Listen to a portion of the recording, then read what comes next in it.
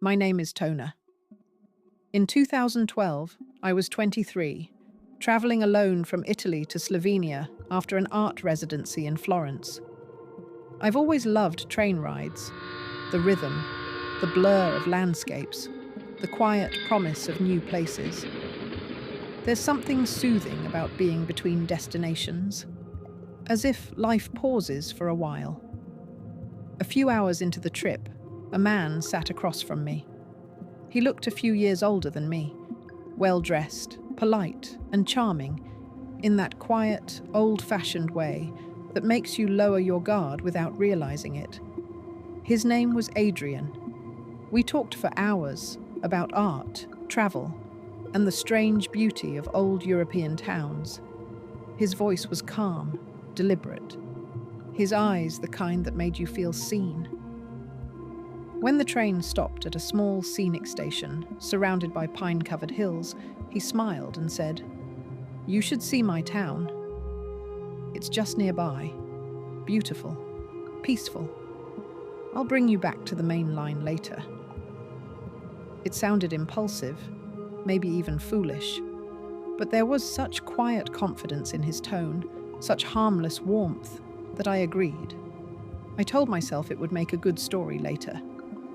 Adrian's town was picture perfect. Cobbled streets, pastel houses, flowers in every window. Old music drifted through the square from a radio I couldn't see.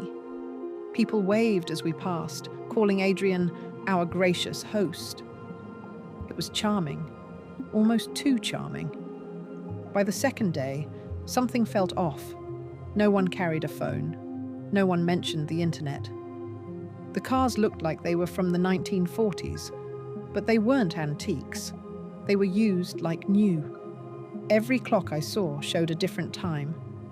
And yet, every hour, the church bell rang once, only once. The townspeople were too friendly. Their smiles felt rehearsed. When I asked for directions back to the train, they just laughed softly and said, "Oh, no need to rush, dear. Stay a few more days." Then, one night, walking back to my guest house, I saw something that turned my stomach cold. I had been walking for a while, and I could hear footsteps behind me. I turned to say hello. A man, who looked like a statue, stood completely still. And when I walked, he resumed walking. I turned again and looked at his face. He stared at me without blinking, then said, "Get out of this town as fast as you can." He immediately disappeared. This strange experience was enough. Before sunrise, I packed my bag and tried to leave. But every path I took curved back to the same square, the same fountain, the same faces waving cheerfully as if I'd never left. It was like the town was folding in on itself, looping endlessly around me. By the third day, I'd stopped sleeping. By the fourth, I decided to run, through the woods if I had to. At dawn, I slipped out my window and fled into the forest. Branches tore at my clothes, stones cut my feet. But I kept going. I didn't dare look back. Eventually, I stumbled onto a narrow road, and a truck driver stopped. He took me to a border town. I told him I'd gotten lost. He gave me a strange look, but said nothing. At the lodge, I showered, ate, and fell into the deepest sleep I can remember. When I woke, I was sitting upright. The rhythmic hum of wheels filled my ears. Outside the window, the same Italian countryside rolled by. For a second, I thought I was dreaming. Then I looked down. The scratches from the forest were still on my arms.